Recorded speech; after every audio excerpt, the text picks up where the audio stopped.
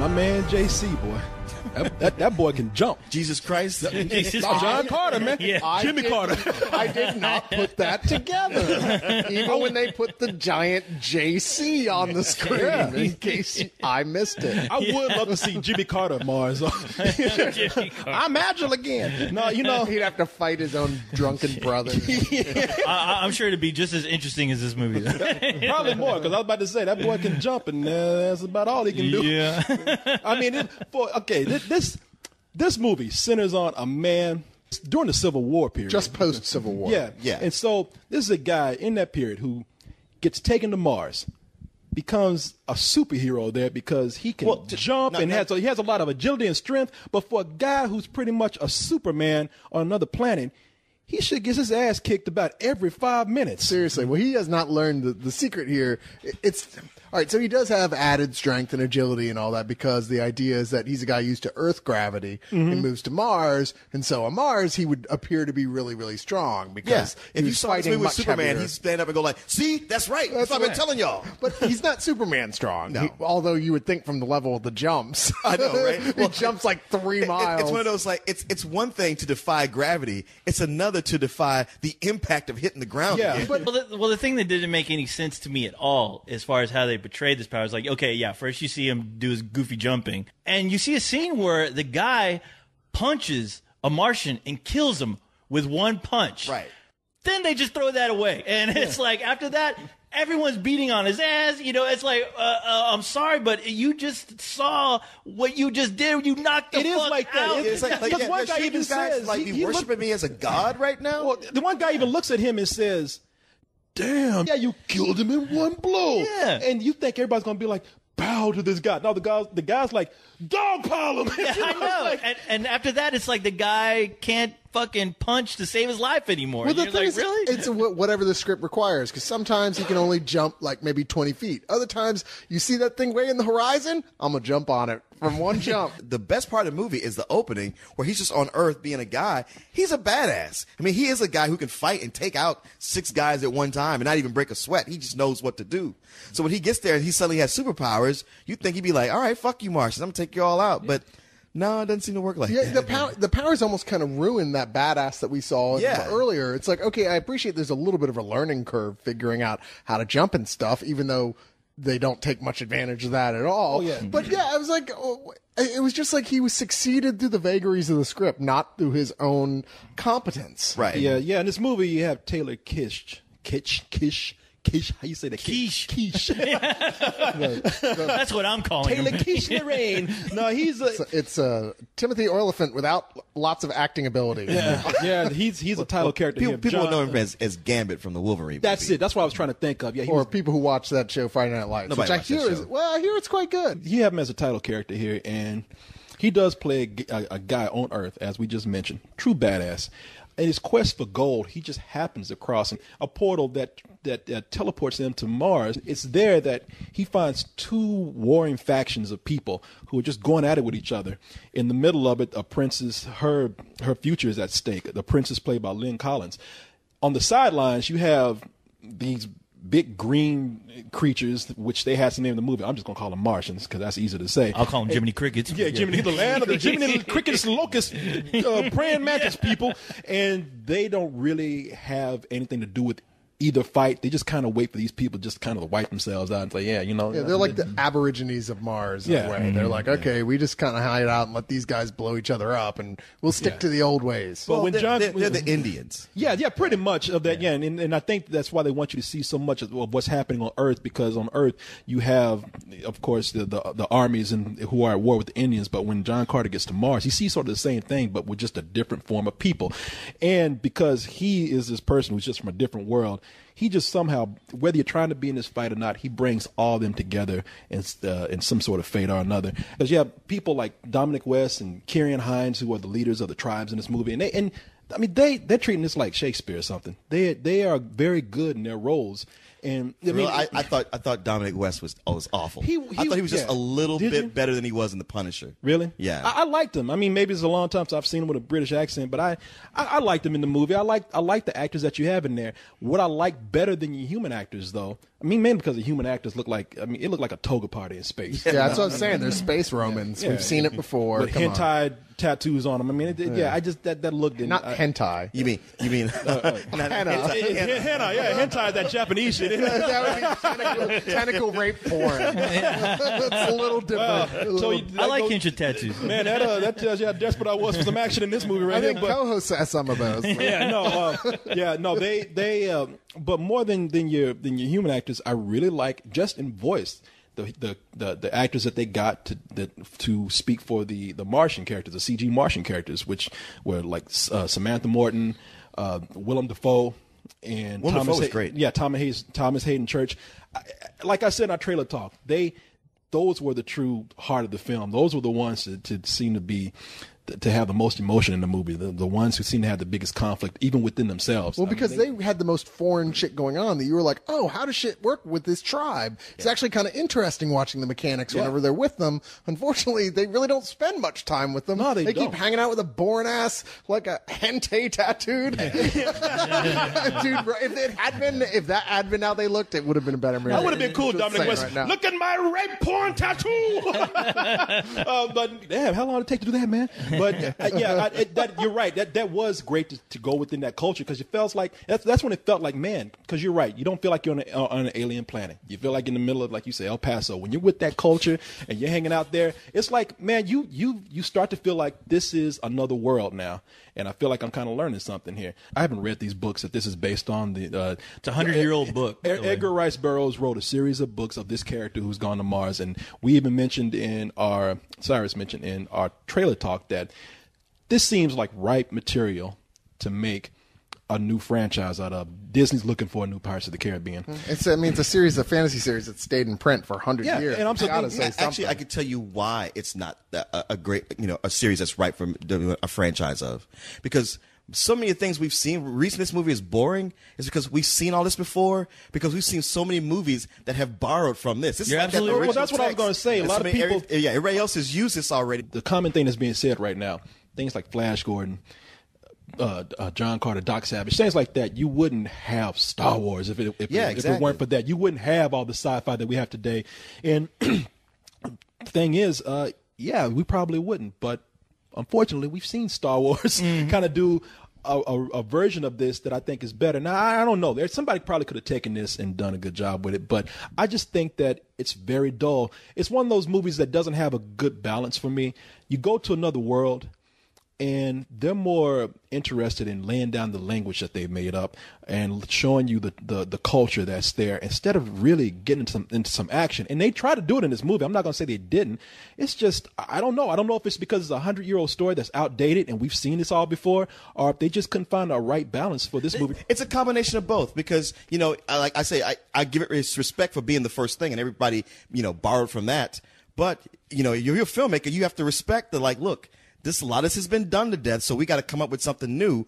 Or, I always want somebody to flesh out the world, but this is not the time for that. What they should have done was adapted 2 or 3 of the books all in one story. Yeah. Because what this is, it's a very, very simple story stretched out over the 2 hours, and it's just like, guys, you got to give me more, because you can't even. I haven't seen. Most of it is just long, stretched out sequences where nothing is fucking happening except like, hey, it's Mars. Look, it's more Mars. Well, now, to be fair, if you're gonna say it, do it correctly. This is Barsoom. Only a ruffian would call it Mars. Yeah, it's Barsoom. Yeah. That's the name of the. Some bullshit they throw at you. I'm like, whatever, you dude. reveal yourself as a tourist when you say Mars. At that moment in the movie, I'm like, all right, you know what? You just lost about 90% of this audience right now. See, actually, I like the idea to do that. I mean, it's very epic fantasy. I mean, that's what you do if you want to create a whole new world. Sun, then Rasu, Mercury, then Kosu, Venus, then Earth, us. that is Jasum. You are on Barsum, John Carter. Mars. I'm on Mars.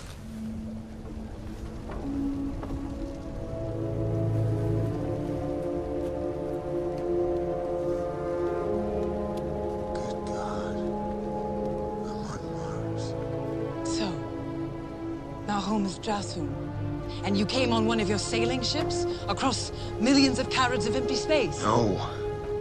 Not like that. Go on. Shock me. How? But my biggest problem is like, why is all this war going on to begin with? What are they really fighting for? This fucking planet filled with dirt? I Yeah. mean, what is the goal? That's some valuable dirt, man. Why does John Carter care? Dude, if you take- why do the fucking Jiminy Crickets guy care about what's going on? I mean, there was nothing in there to grab onto as to why you should feel invested in this world they created and the circumstances involved. Especially Mark Strong, who I would have to say is the strongest character in there. Really? So to speak. But he was, and I say that because he was the only one who seemed like he was trying to play a villain, even though he was the Phantom Menace. I don't see that at all. I actually thought he was one of the weakest things in the movie. I mean, it was like he was like one Really? of the Guardians left over from Green Lantern that Yeah. somehow appeared in this. But I didn't you know, see that I mean, he was. The only thing that was interesting about him was that there was a mystery that you knew there was. That you like, well, if they ever reveal this, I wonder if it's something, but they don't. Yeah. He barely pops in. He's gone for so long, and when he comes back, I was like, wow, I forgot he was. Well, he was the don't one give who a had. shit. He was the Yeah. only one I thought that had any kind of screen presence. I would- Period. They're not giving you an interesting enough hero. They're not, and the actor that they chose, he wasn't all that interesting. You know, he really didn't really pop out as somebody you want to root for or somebody that you really care you care about. I would mostly agree with you, except that I thought John Carter was interesting in the beginning. Like what they showed with him on Earth, it was enough for me to pull me in because it was like not only was this guy a badass, but you know what? He had this family that was taken from him, and now he was just wandering. He was sick of Earth. You know, the idea that he could go to Mars. He didn't give a shit. I like that. He was like, they were like, we got this war going on. You got to help us. He's like, I don't give a fuck you. My family died. I care about that. Now, what bothered me was that here was a guy. The thing that was interesting about him was that he mourned this wife that he truly loved and his family that was gone. Then later, he falls in love with this princess for no other reason other than the fact that I can tell is that she was really hot, or the only hot chick on this planet. Well, it'd be That's fair why, for a guy. and that's not why that you weird. stop caring. Well, Yeah. Leon, to answer that, I'd be like, yeah, I do understand that his wife is gone, and it's maybe it might be hard to recover from that. You gotta fuck something, though. I mean, you on Mars, you know what I mean? I understand that. I'm on Mars. And on Mars, that was the only fine chick on there. I'm like, hey, and man. Lynn Collins is ridiculously hot. If somebody was going to help me get over my dead wife, she would be the one. All I thought was, you know, Mars does need fucking women because I was just trying to think, were there any other chicks on this planet? Because the only female characters that you get are the Jiminy Crickets, where Right. I couldn't tell those Yeah, motherfuckers on apart. I was Mars, like, you- where are the tits on these aliens? Yeah, They're not you there. look like, hey, man, I got a choice between these grasshopper people or this one hot human chick. I got to nail this shit down. When I got a chance, You don't want to try something different? Come on, guys. Well, like Mars. fucking Somebody that, will like know. fucking that You're crazy not looking dog. open-minded at all. Yeah, Come on. you would if there was not a choice, but he had a choice, and he had to act on that quick. Now, I do want to say about Four hands. addressing what you're saying about all that, about those qualities of his character. Well, I thought that actually, overall, Taylor Kitsch did not do a bad job with the limited amount of stuff they handled him. He has some charisma. I am not convinced to what degree it Sure. exists, but it is there. I'm not bored with him. But I thought all those things you're talking about that made him interesting were just so cliched. I've seen this a billion times before. Crowbarred in here like crazy to try and give his character something interesting about it to keep it going throughout. I wonder if some of this stuff was even really a big part of the books. It felt so crowbarred into the movie. Yeah. When the movie opens up and we have that first 10 minutes on Earth, there's some good parts and there's some bad parts. Bryan Cranston plays the leader of the Union. The Union Army. Yeah. Yeah, Civil War Colonel. Yeah, and he's great when he comes to recruit. And I agree, this is when John Carter's most interesting. When he comes to recruit John Carter into fighting the Indians, and John Carter's like, fuck them Indians, man. You know what? Fuck you. That's his attitude. and it's a hilarious part where they keep locking him up, and he just won't stop fighting. Oh, that's And- really funny sequence. Oh, and that's it's what gave such a me- strong start to the movie. Oh, yeah. And Bryan Cranston. It's so good that I forgot about it tonight. Yeah, no, and Bryan Cranston is hilarious. That's what the movie has a sense of humor. John Carter seems to have the most personality. That part on Earth is probably a lot more interesting than stuff I saw on Mars. But the thing that I thought was terrible was Daryl Sabara, man. I thought he was awful. That kid can't act. That kid's And- never. yeah. I mean, except for in World's Greatest Dad, he's never been a good actor. No, in World's Greatest Dad, he was awesome. But he plays a young Edgar Rice Burroughs, and he just has one look on his face when he comes in, and that's this look of confusion. Ooh, yeah. Hey, Edgar. I wasn't jacking off. You know, I mean, it's like, wow, this kid is. But he was jacking off. Because that was pretty masturbatory. Yeah. No, he was, to me, he was awful. I'm not going to even blame him, but I thought he was awful. But see, and I can totally figure out what was bothering me with this movie. And I hate to say it because, well, some things are just because of the story itself. But as a movie, they repeat some things that I just see over and over and over in science fiction movies that I don't like. Problem number one. Why does every fucking villain throughout the galaxy have to have a British accent? I mean, everybody, goddamn, you know, I mean. Fuck those Star Wars movies. When they talked about colonization, they wouldn't colonize Mars. You know, I'm like, y'all are some bad motherfuckers, man. But yeah, you know. Not everywhere. Jean-Luc Picard, come on. Okay. I know you were confused at first, but he turned out to be a good guy. I'm sorry, Cyrus, I'm not that nerdy. But, you know. Yes, you are. How you know who he's talking about? Because, hey, it's Star Trek. You know, you. I didn't say Star Trek. Come on, everybody knows Star Trek. Oh, so you are that nerdy. When they put Jean-Luc, okay, you want to know how I know? Because they put him in Family Guy. That's how I know. Or American Dad, or whatever it is. But no, yeah, you know, I look at this, and when the movie opens up, your warring factions. You have some human characters, and you have the CG characters. Of course, all you human characters, and I'm not going to even say they're all villains, but your human characters in this, they all come out. We must fight to the end, brothers. You know, and all that shit. And then you get down to the people who are the ruffians, the ghetto people of the planet. They all like, hey, yeah, we ain't getting involved in this shit. You know, ain't none of our business. And it's like, okay, I'm tired of seeing that. Either you have the good guys talk English, or you have the tribes talk English, but all the other people talk with a British accent. I do not like that. And it'd be really weird if they had some totally unpredictable, like they had a Boston accent or something. The bad guy on an alien planet. It's like, use guys. Just for a change. I wouldn't mind seeing the Sopranos in space, man. I'm serious about that. At this point, talks like Ladka from Taxi. The other thing is, now I understand. Thank you very much. I understand that you have to. It's a movie. The movie's already over 2 hours long, so or maybe it's right at 2 hours. You got to have some shortcut to explain certain things.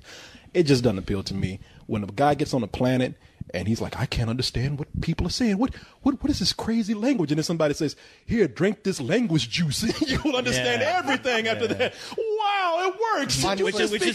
Which is so funny because it's like the most laziest thing that they could explain. Where I'm like, you know what? Give me some of that fucking language juice because I don't know what the fuck. I know. I'm kind of like, when is Rosetta Stone gonna bottle that shit like that? Yeah, let me drink it. All of a sudden, I know Spanish. Yeah. Much has been made of this over the year. Much has been parodied about this. Even The Hitchhiker's Guide to the Galaxy did a parody about this ridiculous story elements in all science fiction. But you know, serious essays have even been written on it, suggesting, look, what's the alternative? That we spend a half an hour discussing how they learn to speak all these languages. Fuck that. Just give them some language juice and let's get on with the actual fucking story. We got, what's your flavor? Spanish, French? You really have like every story you want to tell on a science fiction basis has to deal with this massive hurdle. Fuck that. If they want to get this lazy, I would rather prefer if the next time they do a movie like this, just whoever's coming from Earth, just have an alien slap that motherfucker so hard in the head that all of a sudden he's like, oh wow! I understand all this. You know language. what? I'd love to see one where they ask what flavor you want.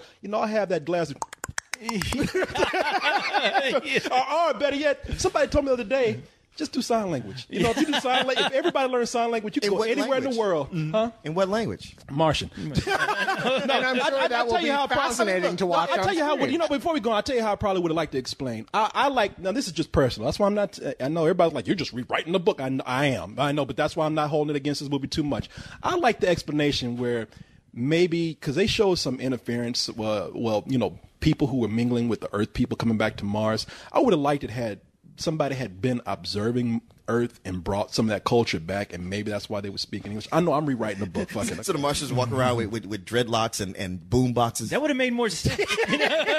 I just think a couple of the things that I mentioned about some of the cliches that we see in this movie is what we've seen played to death in a lot of other science fiction films. And for it to be in a movie that is derivative of everything we've seen before, where we really need to see something more original or something that's just a little more faster paced. It shows right here. And I know, again, that this is one of the forefathers of science fiction right here, of modern science fiction as we see it. Well, this is a movie that needed some goddamn lightsabers. It needed something because I mean, even watching it in 3D, if you really need to see this movie this weekend, don't go see it in 3D because it's kind of pointless. It was pointless because you see so much dirt and shit get kicked up the first hour. It makes the experience of watching it through 3D even that much more worse. It's bland to look at, and it doesn't feel like sci-fi at all. I don't know if I can absolutely go with you on that. I mean, I know what you mean, and yeah, sure, you're dealing with a big dirt planet. Most of the time, that's not real exciting to look at. But there were a lot of the design elements I really liked. Certainly not the main two bad guys, the two warring tribes, because they just went with that old cliched, let's just have them look like space Romans look for both of them. But I thought all the design of their airships was really fucking cool as shit. Like that. I liked it a lot. I liked the alien tribe, like the Aborigine Indian group. I thought they were pretty cool looking, and the CG looked good. There was this alien dog that he sort of inherits for that reasons little turd that aren't with clear. eyes. Yeah, but I liked him. I thought that dog was hysterical. He can run like at the Flash type speeds, and that shit was cracking me up. I thought that was funny at first. And then I'm like, great, another comedy relief animal. This is like that weird monkey from. I'm gonna see that goddamn toy running around somewhere. Exactly. At some Are you point. kidding me? Yeah. I was grateful for that dog at points. He's like, you say, oh, another comic relief. I was like, thank God, because there ain't shit else going on through the middle 40 minutes of this film. I mean, literally, you've got an opening that's strong, and then nothing. For so long, you're like, is anything actually going to happen in this film? I tell you what's even worse about that, because you're absolutely right.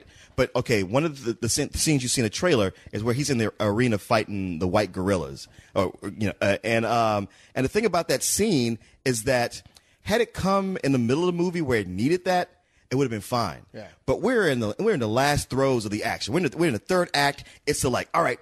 The villains are coming. We have got to get back. We got to get ships. We got to go take them down. He gets back, and they're like, oh, before you do that, we got to throw you in the arena. And I'm like, who is pacing this thing? You don't stick the scene in right now. Because at that point, you feel like, wow, this movie is never going to end. I mean, because at that point, I was like, just, please end already. I know this is a series of books, but, I mean, this was a bad case of somebody trying to cram so much into one film that, by halfway through, you're bored. You're bored to tears. I thought they didn't cram enough in there. To me, if anything, there's not enough, and it's stretched out for too far. And what this movie could have used, you know what? They could have kept the things they did in there had it been written with a script that had more humor in it. That would have kept it going. Had it had cool stuff, lightsabers, that would have kept it interesting. Actually, you're right. It's the things they don't do that make you think about how tired and dull it is. I mean, it could have stayed a simple story, but if you can have a simple story, you got to pump it up with the cool shit. Yeah. And it doesn't have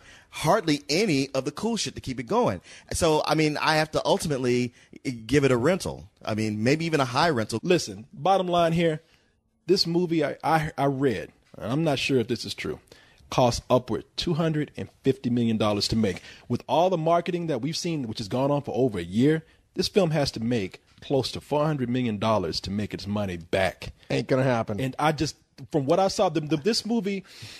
Andrew Stanton's going to be back doing animation. Yeah, real fast. Yeah, and you never can tell with like international, because sometimes some other country that's big enough That's can true. grab onto shit that we hated. It could. Domestically, I just don't think it's going to make it. Andrew Stanton, it's a Pixar director. Yeah. Right? Yeah, and I know that they said, when they said Brad Bird did so well, they're like, hey, Brad, you got some other friends who do animation that come in and direct some live action shit. Man, my buddy Andrew, man, he come in and do this, and, I just not the right material, I don't think.